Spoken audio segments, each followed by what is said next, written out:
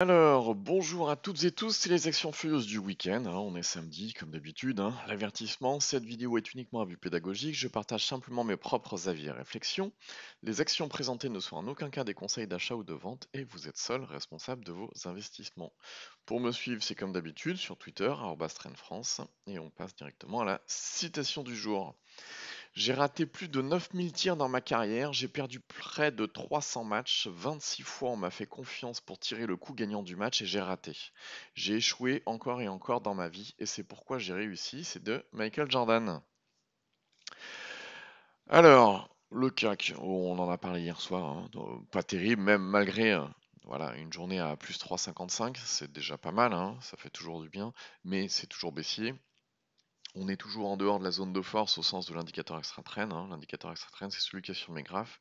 Et les zones bleues turquoise sont les zones de force. C'est celles où on a des fortes probabilités haussières. Tant qu'on n'est pas dedans, eh bien, on n'a pas de forte probabilité haussière. Donc voilà, c'est dit. En semaine, c'est pareil. On n'est pas terrible. On est en dehors de la zone de force, hein. Il faudrait la récupérer. Donc il faut faire ultra attention. Alors quand je dis il faut faire ultra attention, ça veut dire plusieurs choses. Ça veut dire, premièrement, on peut s'abstenir de trader, hein, c'est bien. Quand on n'a pas le vent dans le dos, ça peut être intéressant de ne pas trader. Deuxième chose, si on veut absolument trader, eh bien, il suffit de réduire son exposition au risque. Il suffit de réduire le pourcentage du capital qu'on risque à chacun des trades, puisque comme on a moins de probabilité, ben, on réduit le risque, tout bêtement. C'est mécanique. Alors, parmi les furieuses, qu'est-ce qu'on a? Alors, on a AMG. Alors, AMG, pour l'instant, plus grand-chose à faire, puisqu'hier, elle a cassé cette oblique baissière qu'on surveillait, et ça a été cassé. Ça a cassé également la résistance dynamique. On avait entouré cette zone-là.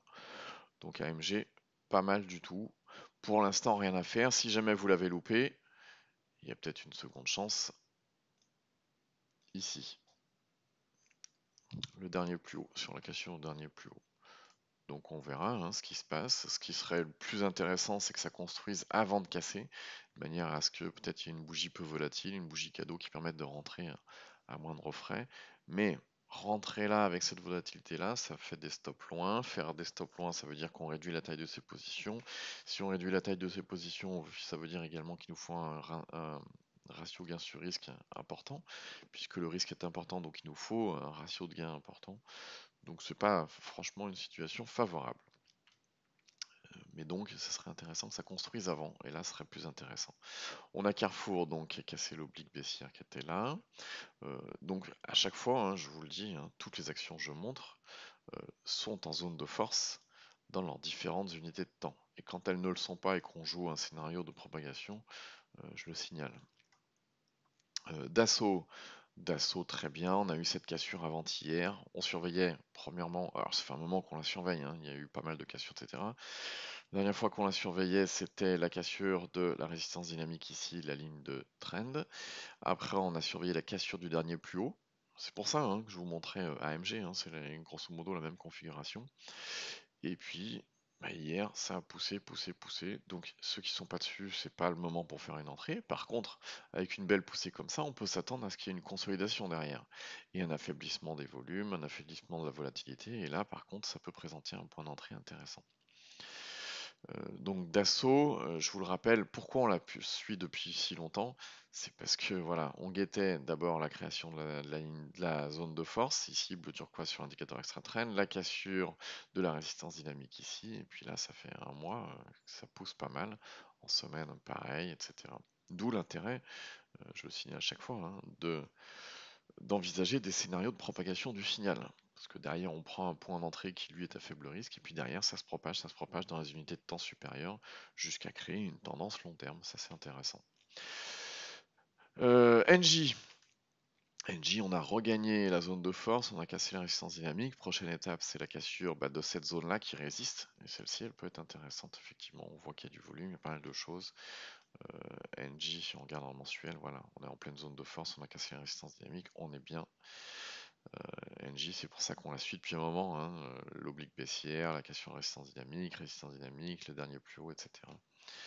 Donc voilà, on est toujours dans cette optique-là de très long terme avec scénario de propagation.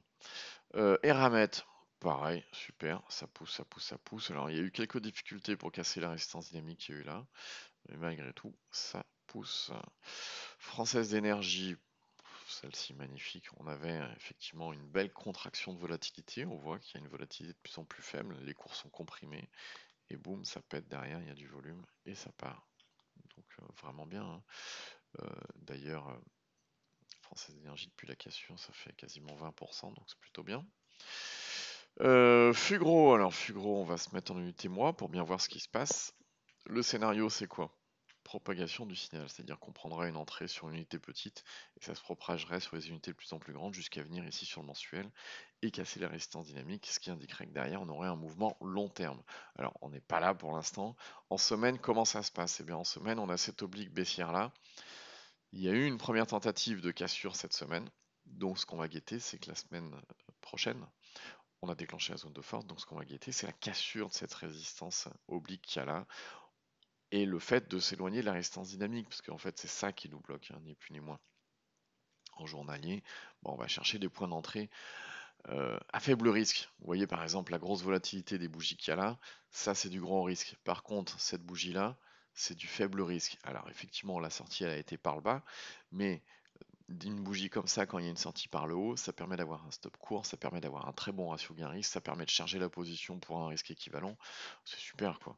Et là, on voit que les volumes faiblissent de plus en plus. Donc il faut s'attendre à ce qu'il y ait un moment, un point d'entrée intéressant à prendre qui va nous permettre de casser l'oblique baissière là, de casser les 879 et d'avoir notre scénario long terme qui se, qui se réalise, hein. En mensuel, pareil sur l'indicateur extra trend. Si vous ne l'avez pas, je vous invite à le télécharger, on en reparlera plus tard, mais voilà, j'affiche ici la résistance court terme et on est juste en dessous. Donc effectivement, c'est intéressant. Galapagos, on a cette oblique baissière au-dessus de la tête, on a récupéré la zone de force, on avait la résistance dynamique qui commence à se mettre en place, on l'a cassé. Donc effectivement, ce qu'on va surveiller, c'est ça. Galapagos, tiens, je vous la montre en semaine c'est sympa. Grosse résistance dynamique depuis perpète, on la casse, gros mouvement à la hausse, et puis derrière consolidation, on voit des bougies de plus en plus petites, une volatilité de plus en plus faible, des volumes de plus en plus faibles. Donc ce qu'on va guetter, c'est une cassure d'ici, parce que très probablement ça va être l'élément déclencheur qui va nous permettre de jouer le scénario long terme. Galp. Alors, Galp, oblique baissière, ce qu'on va surveiller, c'est la cassure d'oblique baissière, de la résistance dynamique et la récupération de la ligne de traîne. C'est cette zone-là, c'est pour ça que je l'ai entouré. Ça peut être intéressant. Alors Galp, pareil, scénario, propagation, long terme. Regardez ça si c'est pas beau. On va même le tracer là. Hop. Hop. Voilà, cette zone-là, grosso modo. Oh, on va le faire avec un rectangle, ce sera un peu plus propre quand même. Voilà, cette zone est magnifique. Résistance dynamique et cette zone-là. Donc ce qu'on va surveiller, bien évidemment, c'est la cassure de ça, puisque derrière, on risque d'avoir une forte volatilité et un bon mouvement aussi. Donc c'est ce qu'on va tenter. Donc on va trouver un point d'entrée qui coûte pas cher. Déjà là, c'est pas cher, hein. On a un stop à bim, 2,58%, c'est plutôt pas mal. On pourrait peut-être avoir encore mieux, mais je suis pas sûr que ça construise plusieurs jours avant de casser. Donc si ça casse lundi, ça peut être intéressant de se jeter dessus. GTT, première tentative de cassure là, bah, on va guetter la seconde tentative qui est là. Pourquoi? Parce que en mensuel, voilà, on a eu une grosse poussée, consolidation, donc maintenant on attend la prochaine grosse poussée. On a également Ipsen, qui, bah, ça fait un moment qu'on surveille. Pourquoi ça fait un moment qu'on surveille? Parce que Ipsen, ce qu'on guettait, scénario long terme, résistance dynamique, zone de force et boum, cassure. C'est exactement la configuration qu'on a vue précédemment, hein, sauf que là, elle s'est déjà réalisée celle-ci. Donc là, il y a déjà eu cette cassure-là. Donc voilà, on voit qu'il y a eu une poussée, derrière ça consolide, donc ceux qui ne sont pas encore dessus, ça peut être intéressant de prendre la reprise de traîne qu'il peut y avoir derrière. JC2Co pareil, oblique baissière au-dessus de la tête, etc. En mensuel, zone de force, on a cassé une résistance dynamique et puis on a cette oblique baissière au-dessus de la tête. Donc on va chercher dans une unité basse un point d'entrée. Point d'entrée, ça va être très probablement ça, hein. On voit qu'il y a toujours cette oblique baissière là. On voit qu'on a une autre oblique baissière là. Convergence des signaux, c'est beau. On a également l'Ectra. Alors l'Ectra, ça n'a pas été sans difficulté, hein. Il y a cette oblique baissière là, boum, ça a poussé. Derrière, ça a été entraîné par les indices à la baisse. Ça reprend. Donc c'est un peu compliqué. Donc l'Ectra, ce qui peut être intéressant, c'est de surveiller la cassure des derniers plus hauts ici. Tiens, on va l'entourer. Hop. Parce que c'est ça très probablement qui déclenchera le mouvement aussi. Manitou, oblique baissière au-dessus de la tête. Manitou, on le voit bien, c'est en semaine. Voilà, on a cassé la résistance dynamique, il y a eu un gros mouvement derrière consolidation quasiment à l'horizontale. Et donc une fois que ça finit de consolider, ben, on va attendre que ça reparte. Donc on va chercher un point d'entrée en journalier. Journalier, où est-ce qu'il va être probablement le point d'entrée? Sur la cassure de la résistance dynamique, c'est possible.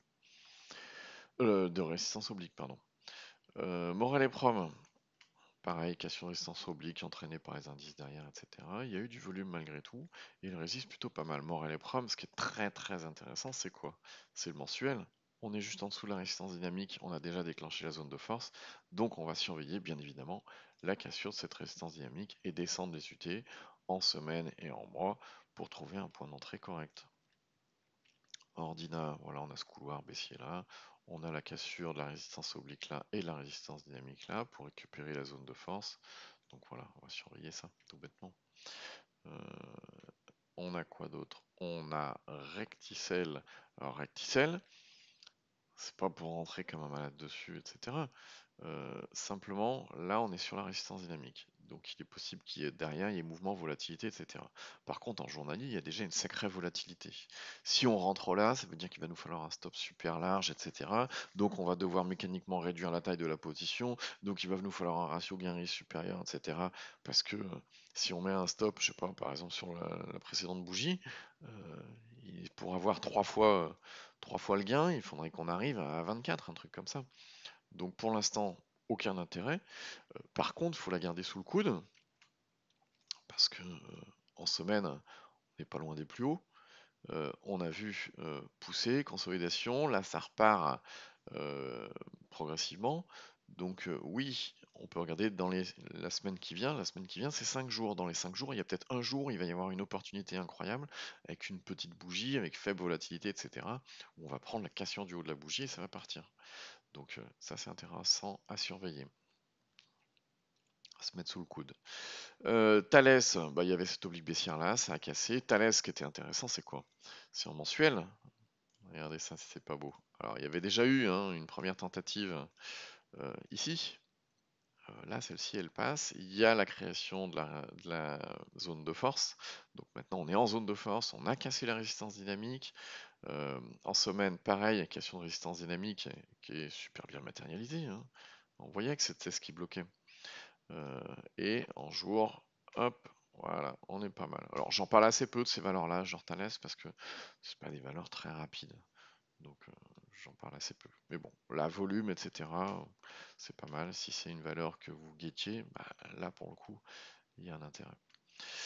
Bah donc voilà, hein, c'est tout pour aujourd'hui. Si vous souhaitez télécharger l'indicateur Extra Trend, vous tapez Extra Trend dans Google ou alors vous allez sur le site internetindicators.net.